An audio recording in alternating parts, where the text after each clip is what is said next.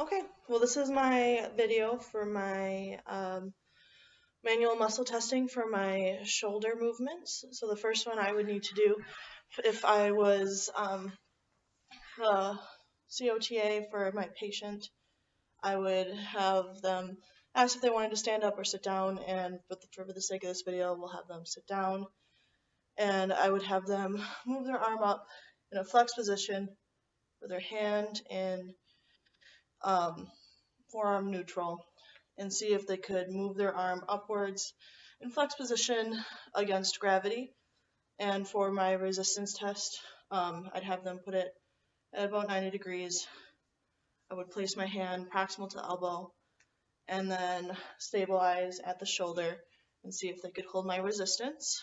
If they could not move their arm in against gravity, I'd have them lay side lying with their head stabilized, and then they would try to move their arm in a gravity or decreased plane parallel to the floor.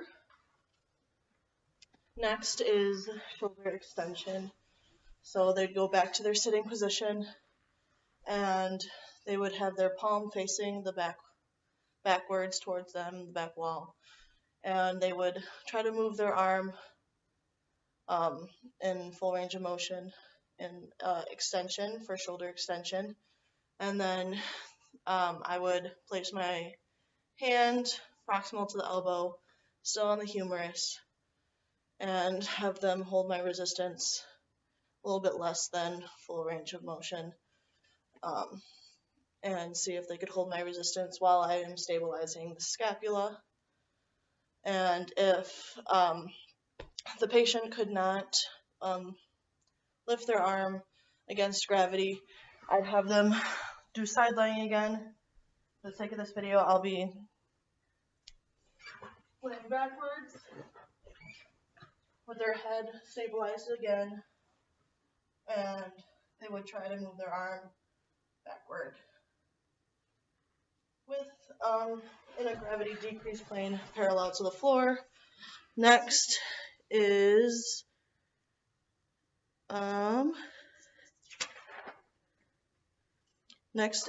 shoulder abduction, and so shoulder abduction, and so they would try to move their arms up, well, one arm up like a jumping jack, and for the resistance test, they'd hold it at 90 degrees. I would place my hand proximal to the elbow again, right here, and see if they could hold my resistance while I am stabilizing the scapula. And if they cannot lift their arm against gravity, they would lay down in supine position,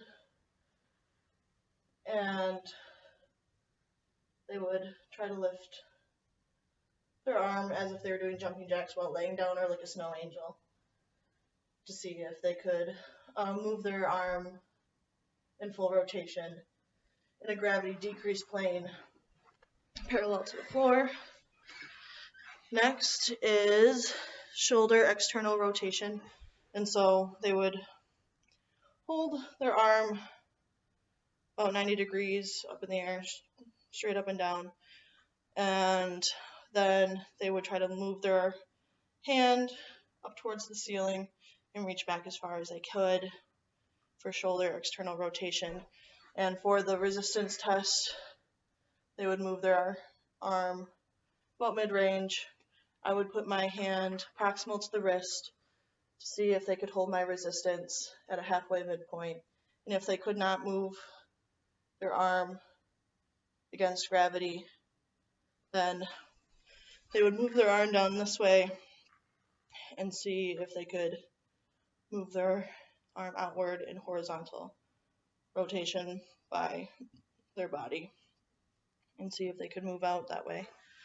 And then also, if when doing this, I would support their arm as they're moving in external rotation. Next is shoulder internal rotation. And so I would have my patient lay down in pronation, and I would, normally the couch would also help. This couch is not very good for stabilizing. I would stabilize their arm just so they could work on moving their arm instead of worrying about moving their forearm instead of worrying about their whole arm. And I would have them move an internal rotation up towards the ceiling. And for the resistance test, I would put my hand on the inside of their wrist and see if I could, or see if they could hold my resistance from a midway point. For the against gravity plane. And if the patient could not move their arm upwards against gravity, they would sit up again and they'd move their arm towards their stomach for the gravity decrease plane, where the arm is the arm is parallel to the floor. Next is shoulder horizontal abduction. So the patient would lay down in pronation again. And the goal of this, flat on the couch or table or whatever, and they'd move their arm or their elbow up towards the ceiling. And for the resistance test, I would hold my hand proximal to the elbow and have them resist as hopefully they could hold my resistance as I'm pushing down, as they're keeping their elbow up in the air. And if the patient could not do the abduction, I would have them sit up. They'd sit in this with their arm up at 90 degrees again and move their elbow backwards as far as they could to see if they could move their arm in a gravity decrease plane with their arm parallel to the floor.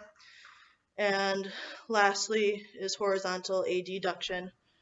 And so we would have the patient lay in supine, and they would try to move their arm across the body. And for the resistance test, they'd put their hand up, straight up and down. I would put my hand proximal to the elbow as I'm supporting their shoulder, and they would hold the resistance as my hand is pushing here. And if the patient could not move their arm against gravity, they would just sit up and down again, and they would move their arm across their body when their arm is in a gravity decrease plane with their arm parallel to the floor. Thank you.